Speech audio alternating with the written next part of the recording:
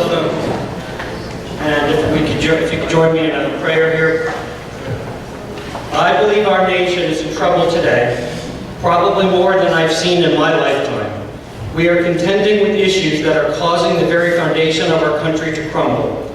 Our moral and spiritual roots are eroding. Family life is disintegrating, and political forces are at unprecedented odds. There seem to be very few leaders who will take a stand for God and for His Word. It can be tempting to believe that America has reached a point of no return. While these factors cause despair, we are reminded in Scripture that with God, nothing is impossible. No problem is too great for Him.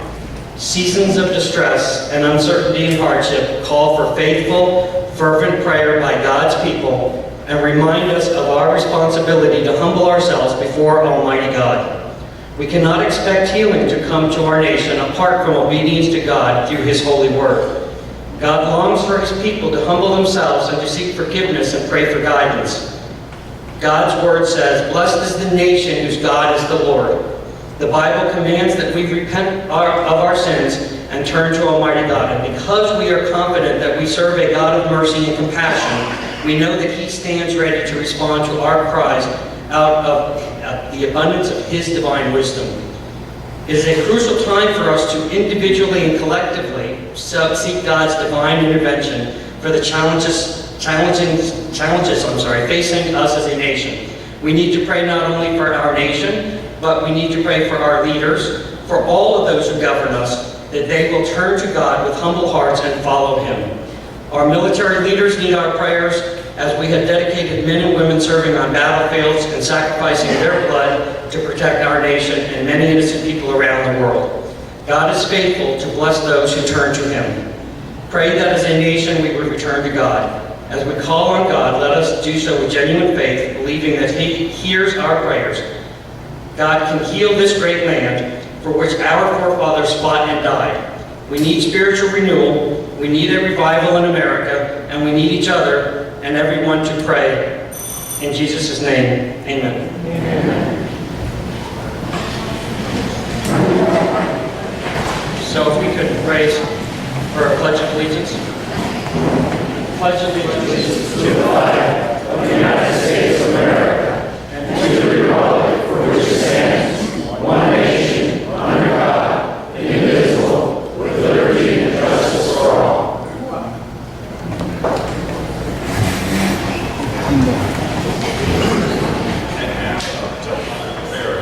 And salute the men and women serving our country. Here to sing the national anthem on Jewish Heritage Night, internationally renowned cantor of the Lincoln Square Synagogue. Please welcome cantor Yankee Lemmer. Oh, say, can you see my daughter Levi?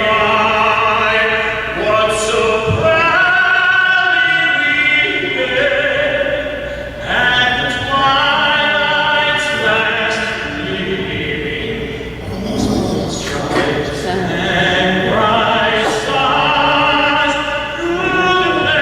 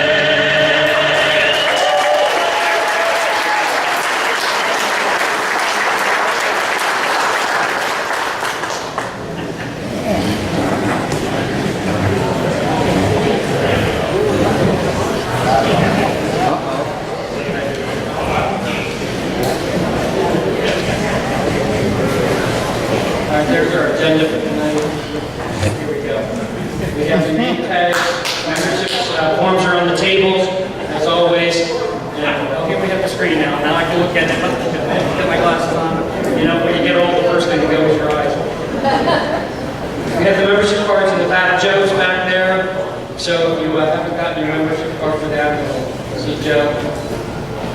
Anybody here for the first time? Want to raise your hands? Got a couple people. Thank you.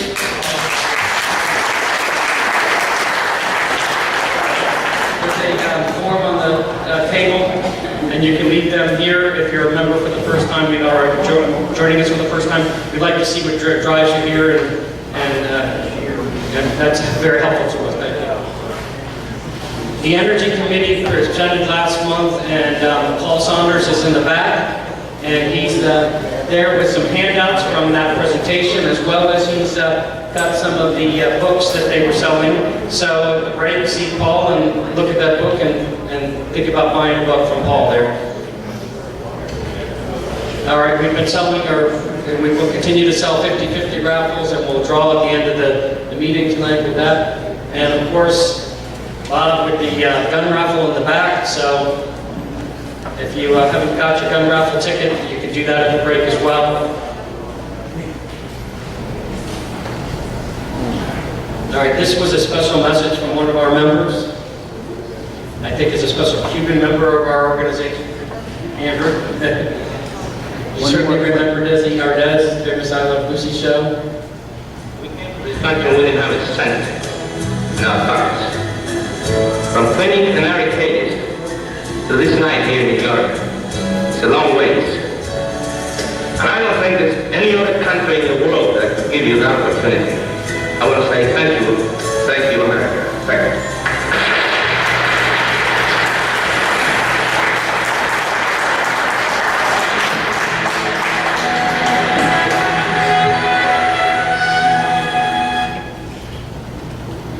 Okay, to protect that America, we must build the wall. We have signs.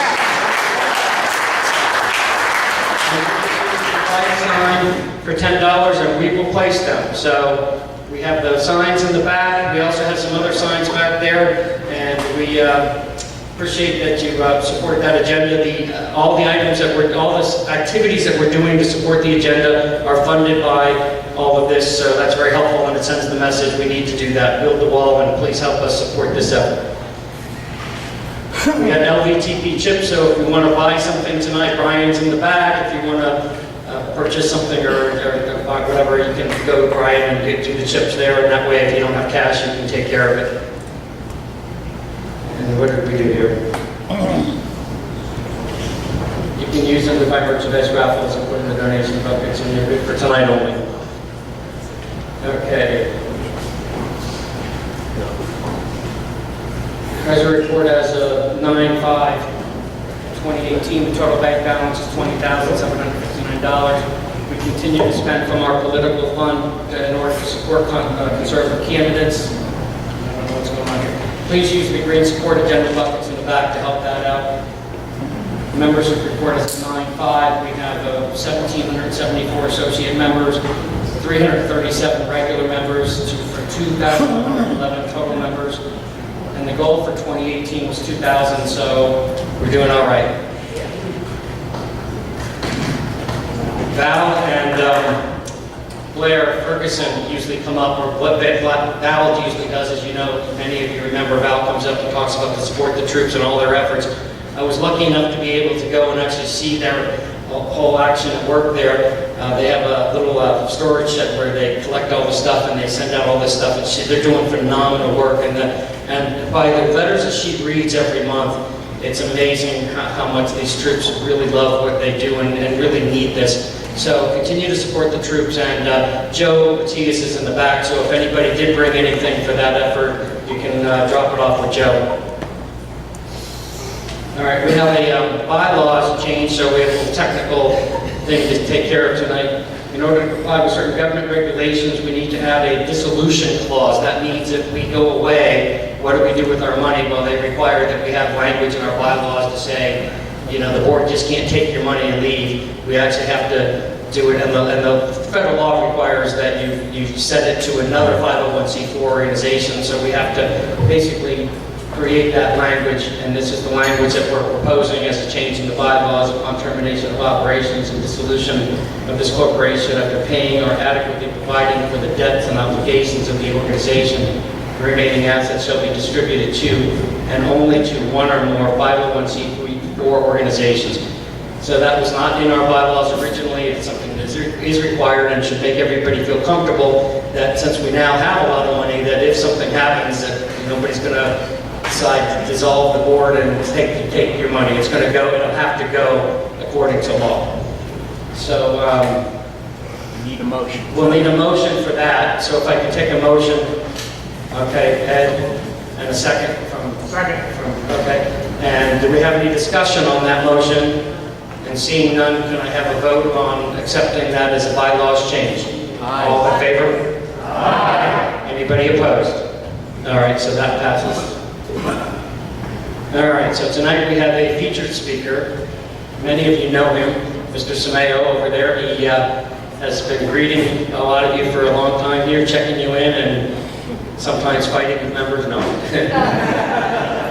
He is currently the vice chair of the Lehigh Valley Tea Party, and I'll let it go from here.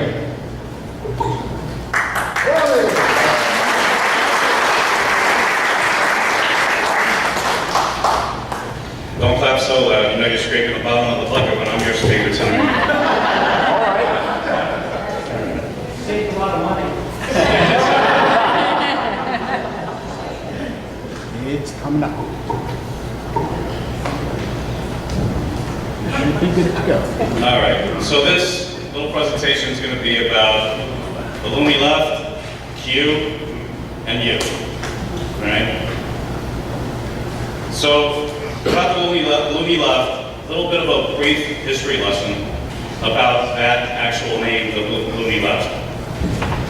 It actually began as a pejorative during the 1987 election in England, which was Margaret Thatcher. It was particularly used for the far left and how they were perceived as more militant and extreme and unreasonable. Now, originally in England, this started being used by the Conservatives, which were Margaret Thatcher's party, and the left became so unhinged that the mainstream newspapers actually took on that pejorative and used it to every extent that they could possibly. So that's how wacky these people actually became and unstable. So, is there anything today that's happening that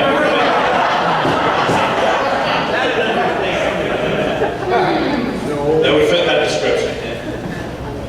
So, Black Lives Matter, right? They're more militant. Then there's Antifa. And then one of my favorites, abolish ICE. They always got to keep things fresh, so now it's abolish ICE. Now from the start, what the Lumi left does is they project themselves onto the opposite side, which is usually, like Antifa, is anti-fascist, but they're the fascists, right? So they project that onto other people.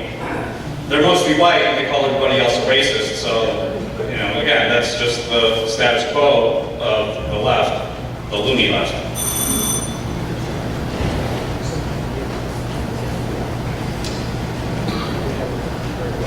So, in preparing for this, I tried to think to myself, what was the initial trigger, no pun intended, that actually started the Lumi left on its way to what it actually does today. And in my mind, it was the infamous screaming. Right, screaming at the sky, oh my God, inauguration day is here, and he's actually president, what we're going to do, we're all going to die. That was then followed the next day by grown women dressed in papier-mâché vaginas demanding to be treated like rational people.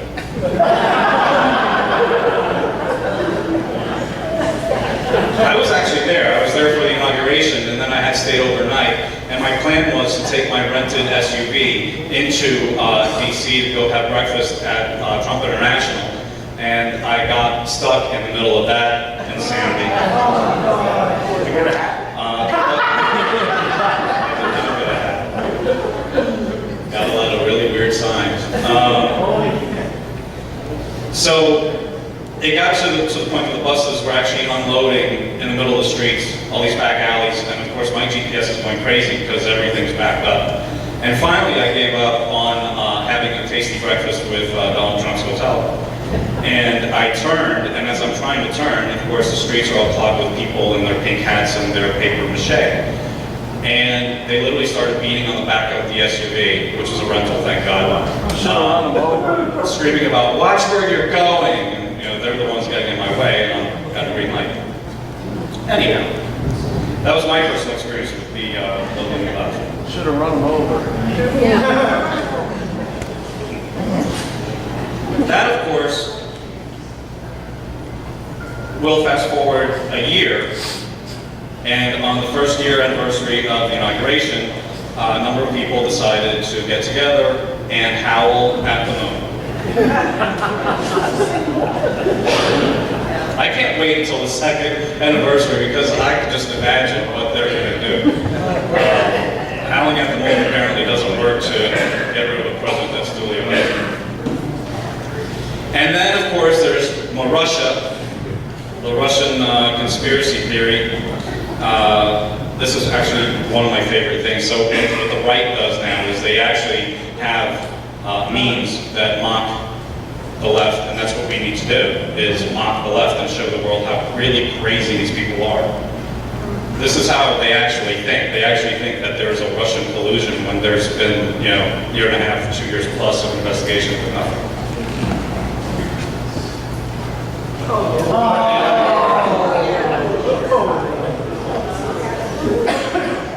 And then I thought, they can't get any crazier than this, right? Trump was supposed to start building closets and throwing all the gays in it. And somehow they found a way to repurpose those closets that weren't getting used anymore. And through emotional college students that couldn't study hard enough to have a good cry.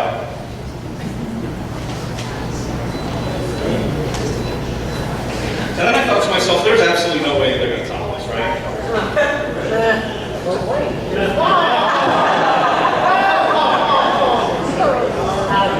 And New York State had a primary.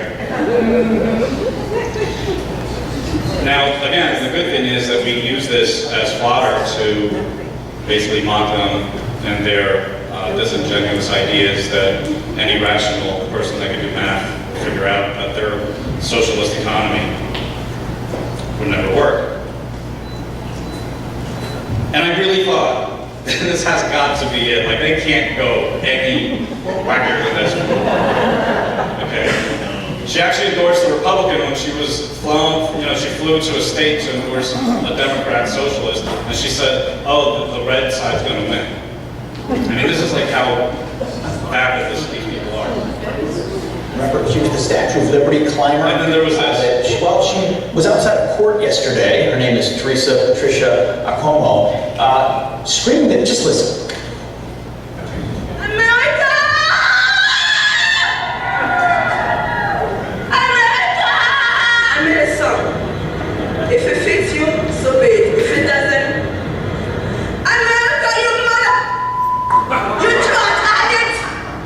You KKK, you fascist USA! I'll say it one more time. America! You mother! You drug addict! You KKK, you fascist USA! So she's a naturalized U.S. citizen. But guys, this is really radical left. Again, not all Democrats. I mean, there was a reasonable wing of the Democrat Party for a long time. But it's gone. That's right. By the way, she's from Congo, so I'm sure that in her native country, she would be allowed to do that too.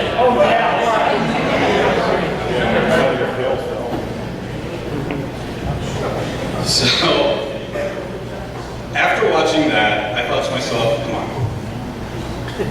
There's absolutely no way that they're going to top that they're going to get any crazier than that. Right? But then my favorite insane movement started.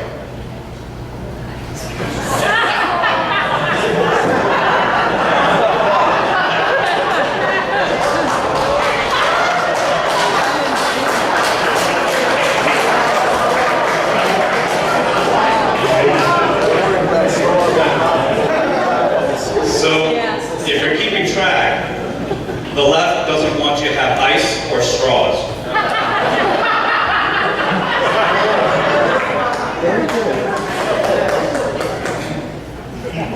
But then again, this too became meme gold. Because you could tell somebody that they were in a safe straw space with you. Concealed carry became something completely different in California.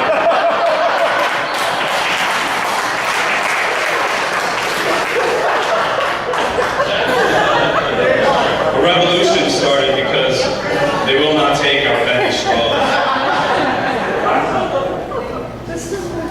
Some retro action going on here. This is my straw. There are many like it, but this one's mine. Because now you can have your own straw that you wash out and you carry from place to place to place. And then I think our own Second Amendment Committee probably got involved too.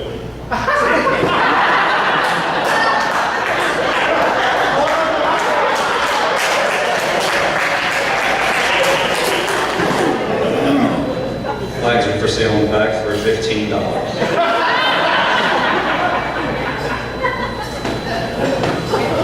So, to make sure that nobody feels left out, it's time for you to look under your seat. You're going to have to probably get up and actually look under the chair. So if you find one of these, you get to take the straws home.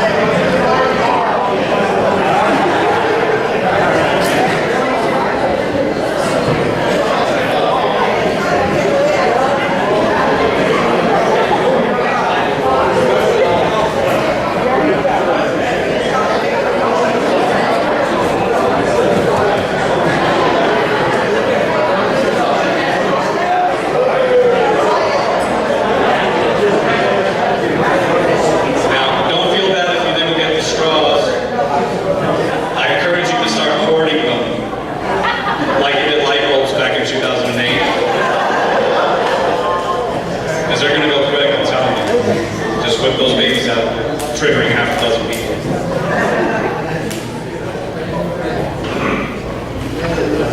So, the next portion of this is going to be Q.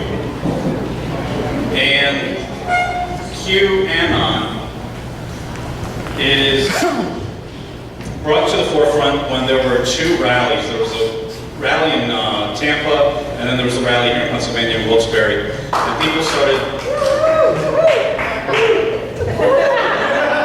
It was the same night as the Tea Party meeting, so a lot of us didn't go. Anyhow, so a lot of people started noticing that there were Trump supporters that had t-shirts that had Q on them, and little cutouts with Q, and the media jumped on that and started trying to explain what Q was. Now, Q actually started with the first post on 10/28/2017, in which it said that, I believe it was a Friday, it said that on Monday, Hillary Clinton was going to be arrested. Okay? Later on that day, another post, which is Q post 2, because they're all numbered, actually said that she would not be arrested, that she would only be detained. Okay?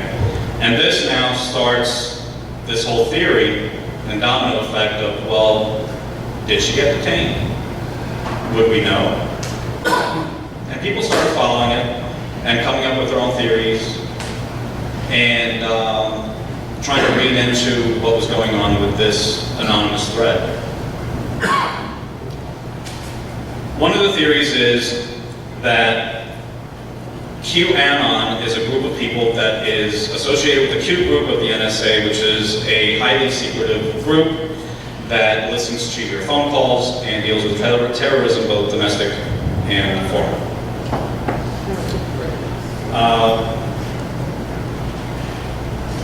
Q's posts are all over the place. There's code, there's shorthand, there's memes, there's links to Twitter, links to Facebook, there's, I mean, you name it, it runs the gamut. Now, the key here is to realize that Q is not a conspiracy theory, all right? A conspiracy is me sitting with you at your table and saying, hey, tomorrow we should rob the bank. We're conspiring to do something, right? So this isn't conspiring to do anything, it's just putting stuff out there.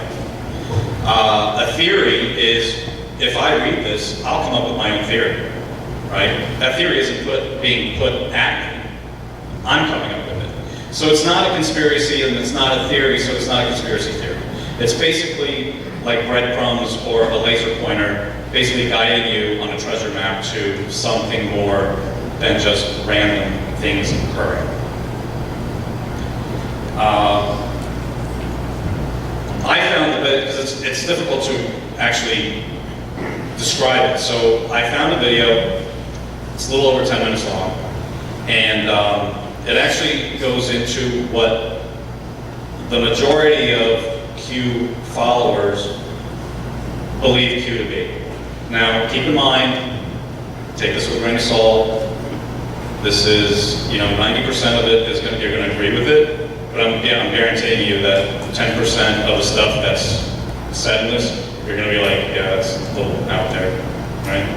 But again, 90% of it, I believe we'll all agree.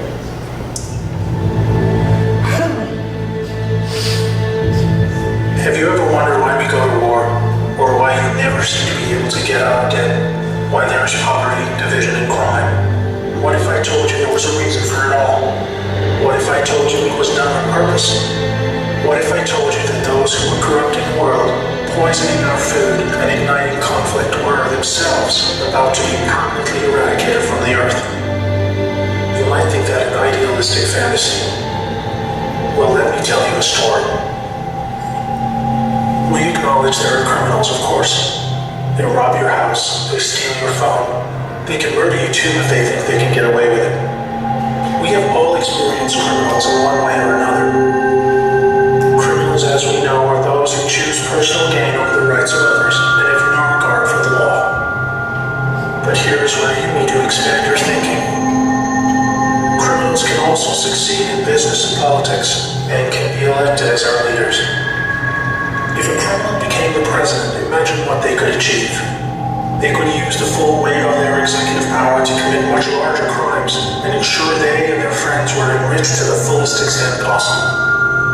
A criminal president could create alliances with other criminal presidents and then collaborate on more global criminal activities. Anything goes. Drug running, human trafficking, whatever makes the big bucks. The 20th century was turbulent with war, economic disaster, famines, and displacement. We have always accepted these things as just human nature, and simply the way the world works. Something inevitable and due to the weaknesses of human nature that drive us to these actions. This is where we were all tragically wrong. You are not a criminal. I am not a criminal. So how can we just assume that it is human nature that is driving all this pain and misery? What if it wasn't human nature at all, and as a result of something more deliberate? We were taught that capitalism was the cause of a massive rich-poor divide and the reason for poverty, which in turn is the reason for war, crime, and starvation. Others were taught that communism, a system of equal wealth across all people, was really to blame for the mess. But you see, folks, it is none of these things. It is not our nature to fight and be racist. It is not in our nature to rob from others. What What you must learn is that it was the criminals all along. Yes, they got power. More power than a criminal should ever have. They rose to the top of media companies that control our news and entertainment. They ascended to the top of the banking system, also to the Oval Office, to Brussels, to the Vatican, to the Crown. They crept in quietly. They became leaders of agricultural companies who have control over our food supply. Also big pharmaceutical companies, the ones we trust to help us when we're sick. Nobody stopped them, and they just recruited more criminals to help them. First, they accumulated the world's wealth. They invented a system of money called central banking, which lends money to governments with interest, placing countries into eternal debt. People's wealth got less. Their wealth got more. Much more. When a criminal is already as rich as they can get, then protecting their ill-gotten gains becomes the priority. Angry citizens tired of being poor are a major obstacle and can revolt if they suffer enough. The criminals needed to prevent this. So they diverted attention to the last remaining competitor, the people of the world. You and me. We were not happy being ruled by criminals and having to work 3 jobs just to survive. They know we won't accept it. So they use their control of the media to set black against white, woman against man, young against old, Muslim against Christian. They convinced us we were the problem so that we would fight and destroy ourselves. To get it done faster, they attacked all aspects of humanity that make us strong. Like family, using their influence on the culture, they popularized lifestyle choices that led to a surge in broken homes, lost youth, and substance abuse. I could talk all day about how else they deliberately weakened us and would turn your stomach. We were just trying to get on with living. So where are all the good guys? Good people just want to get married, have kids, make a living, and enjoy their liberty. Well, there were good guys, many. One became the President of the United States in January 1961. He knew about these criminals and wanted them gone. He knew their intentions for us all and he wanted to fight them. Sadly, he had no idea how powerful they had become. Reagan also had good intentions for the American people. He knew this criminal mafia controlled almost everything by the stage, including the powerful rogue intelligence agencies. His economic policies were promising, but the criminals needed a weak America to hold on to their power. Reagan was shown with a bullet that a growing U.S. economy and prosperous citizens were not what the criminals wanted. It was looking pretty grim for good people. Every time someone wanted to stand up and do the right thing, they got stopped. Were we ever to be freed? These criminals are also known as the deep state, or cabal, because of how they control things behind the scenes. Every president after Reagan was one of these deep state criminals, and their empire got even stronger. With each bad president came new depths America and the world would sink. The world collapsed into darkness. Do you need me to tell you how? Destroyed factories, declining job numbers, sicker people, opioids, destruction of Iraq, Syria, and Yemen with pointless war, displacement of people into Europe, ISIS, terrorism, collapsed governments, poverty, and genocide. Total misery. Do you think that was inevitable? Hell no. Well, here's where things start to take a U-turn.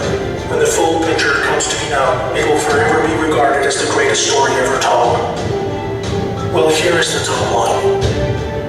Some good people still held positions of power. They valued humanity and control. Often criminals discussed their game plan at the annual Bilderberg meetings. The good guys were making plans of their own. The information age was coming to change history forever. As the internet flooded into every home, and appliances became smarter, and when people started carrying tracking devices, an opportunity to put an end to criminal control over the world was emerging. We became connected, trackable, and surveilled.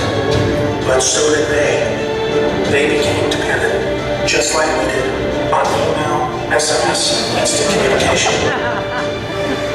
It made crime much easier, but it also put them on a grid that, if accessed by the right people, would expose their crimes to the public and end their iron grip on us once and for all. In this new age of information, It was thought that the military should also have its own intelligence agency to focus on cybercrime and espionage. They called this the NSA, the National Security Agency. The relevance of the NSA in the story cannot be understated. Here we had every phone call, email, and text from every device stored and archived. Whether it be someone making a doctor's appointment or the deep state setting up a massive heroin purchase from the Taliban. In the right hands, it would be enough information to expose the entire sinister criminal plot to rob us blind and wipe us out. Hold that thought. Now I need to explain the plan. The good guys were devising a plan to reclaim the world from the cabal and return it to the people. It would involve alliances with multiple countries, since the criminals had global ratlines, trade, and other infrastructure in place that would need their cooperation. It came down to two choices for America. Launch a military coup to seize the government from whichever cabal puppet was in the White House at the time, or win legitimately, take control of the NSA, expose the criminals for what they are, and arrest them all. Obviously, the first option would be very troubling for the public. With people still preoccupied with cabal-engineered social issues, they would likely revolt and hurt themselves and others. No, it would have to be the latter. So they needed a candidate who could win, and who could win big.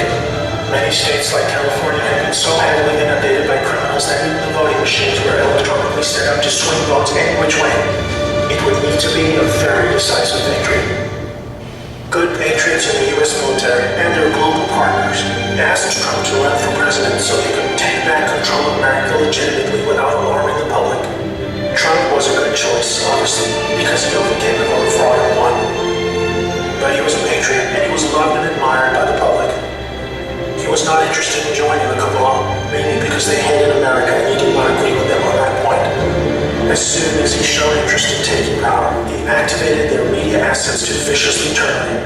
That's when we saw the sudden hatred emerge. Even when he won, the cabal still had no idea what he was a part of, and the sophisticated plan that was about to unfold against them. Shocked at their loss, they mobilized their full arsenal of intelligence, media, money, and technology to try and take back power. There are people at the top of the DOJ and FBI that put together a plan to flail Trump and have him impeached. This is where we come back to the NSA again. All messages were stored and could be used to expose this plot and prevent Trump's overthrow. An entire book will be written about the first 2 years of Trump's presidency. False flag terror attacks, down planes, missile alerts, assassination attempts. Here's the point. The world is currently experiencing a dramatic kung fu war of biblical proportions, literally the fight for Earth, between the forces of good and evil. I can't put it in simpler terms, but I can say it appears the good guys are winning. The cabal had complete control over North Korea. They hijacked the Kim dynasty, took them hostage, and worked to build up a nuclear arsenal to threaten the world. Kim Jong-un suddenly embracing peace was simply because the deep state were being driven out. ISIS was also destroyed in the year following Trump's win. We are all starting to see the pattern now, that enough time has passed, that our biggest global concerns are starting to recede, and peace is returning. It is all evidence that the good guys are winning the war. But we're still in the middle. While a lot is improving, it still puzzles many that most of these known criminals are still free, especially the higher-ups like Hillary Clinton, the Bushes, and Obama. That is coming in the next chapter of the story. That's why we have Q. The good guys with control over the NSA began a Q intelligence dissemination program to invoke an online grassroots movement that came to be called the Great Awakening.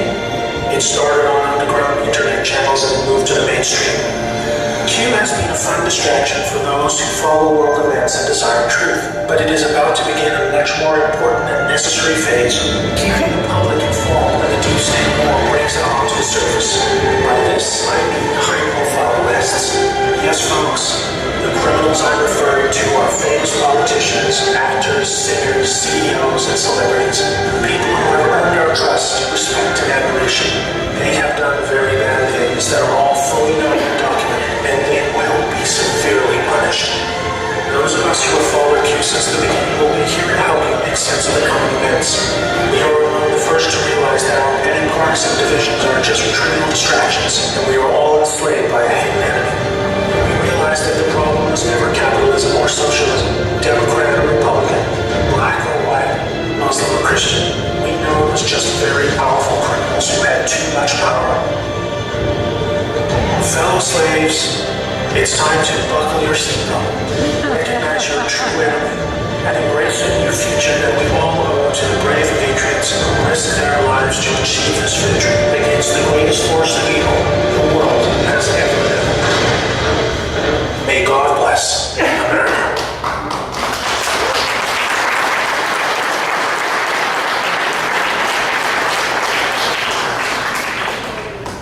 So like I said, some of that's kind of a little bit out there.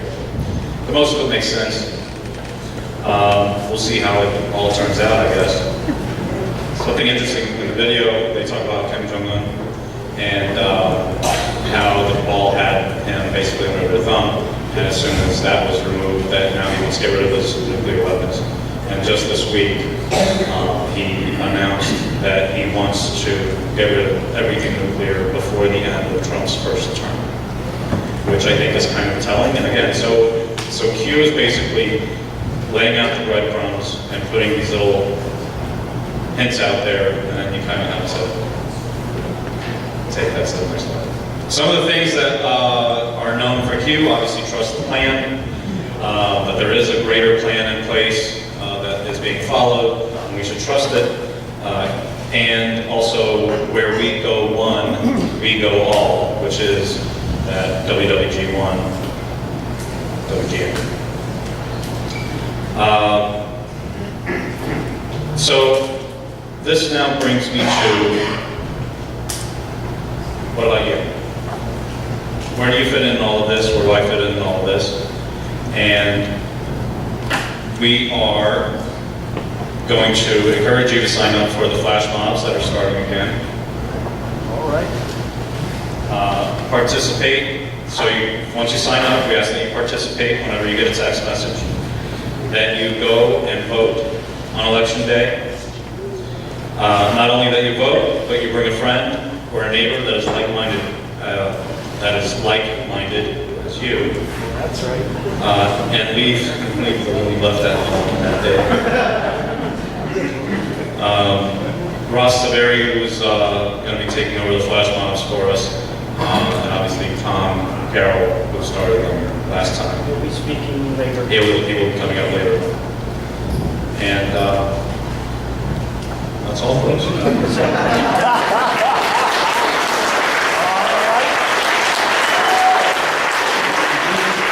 have a couple moments for questions, but before we take questions, I know for some of you might think there's a little out there with that conspiracy and everything, but think of it in terms of the bigger picture, in terms of the message we're trying to show you here. It's not that necessarily we're saying that we believe that that's true or not true, but all those facts about the world and what's going on, what the left is doing to try to destroy our country is true, and we are the key to solving that, and that's why we put this presentation together. So if there's a couple questions, we can take a few.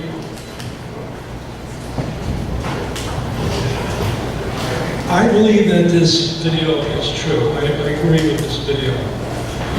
But one of the things that needs to be done, a concrete thing, is the Congress needs to pass a law to audit the Federal Reserve.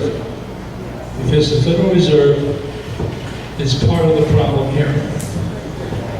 And also, a lot of the debt problem that we have today started back in 1971, when Nixon took us off the gold standard. And now we have a fiat currency, we have $21 trillion in national debt, and we need to go back, the world needs to go back to a gold standard, or some version of the gold standard. I guess you had a comment more than a question. Oh, that's my comment. Yeah, I actually wouldn't disagree with that. I think Fort Knox needs to be audited as well. It's been a while, right? When Steve Mnuchin became the Treasury Secretary, the first thing he did was go to Fort Knox. You don't have the mic, sir. So what he said was that when Steve Mnuchin got placed as secretary, that's one of the first things he did was go to Fort Knox and make sure everything was there. Tony, just a quick comment. I talked to representatives and senators in Harrisburg, and all of them say a very effective thing that all of us can do is make a plan to go to Harrisburg at least once a year and visit them. They say it's very effective. They tell us that they hear from the left far more than they do the right. So they said it's very powerful when they hear from their constituents. Because special interests don't vote in their area, but you do. We don't need to take the same day off of the year. So, All right, I guess we have time for one final question. Did you agree with that? What are we going to do to combat Antifa? When are we going to start, fighting like the left does? When are we going to have the commitment the left does? Say it you want, but the left wins because they're ruthless and they're relentless.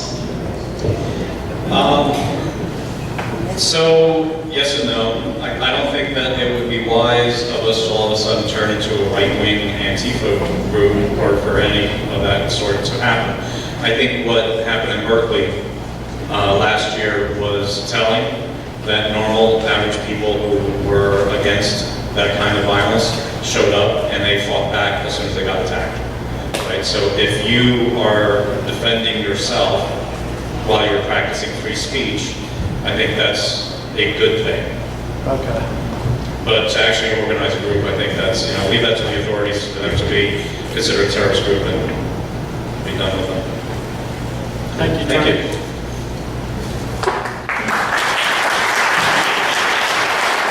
I would actually add to that response that what we're going to do is exactly what we're doing. The silent majority will speak again in November. We must speak in November. We must stop the fighting among ourselves and pointing fingers that you're not Christian enough, or you're not pro-life enough, or you're not conservative enough. And we need to realize that the left is in it to win, and we are about to lose our country.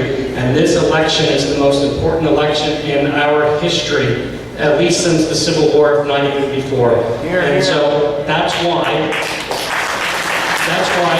tonight after the break, we're going to hear from our congressional candidate, because we need to get behind him. We need to get him elected. We need to get next month, Barletta and Wagner are going to be here, and we need to talk about that too. But the answer to that is not to play the rules the way they play it, but play the rules by how we need to play it. Every single person needs to be out there working every single day between now and the election to make sure that we win this battle. With that being said, I also, before we take the break, I think we're ready to take the break at this point, I just wanted to, remind you that Andrew's in the back selling cannolis for the Boy Scouts, so when you're buying your raffle tickets and the books and everything, also consider Andrew with the cannolis. And I wanted to also acknowledge that Lisa Snover, the chairman of the Northampton County Republican Committee, is here today, and I wanted to thank her for coming. And we'll hear from everybody after the break. Oh yeah, and just the slide that Tom pushed on me so that I can move this along is that we do need to pay for this, so please be generous in the donations and the buckets.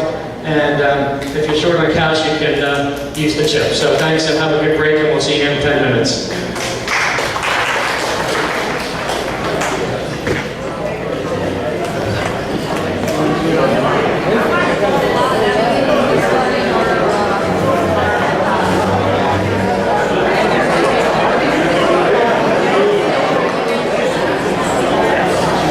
The videotape, the cry inside.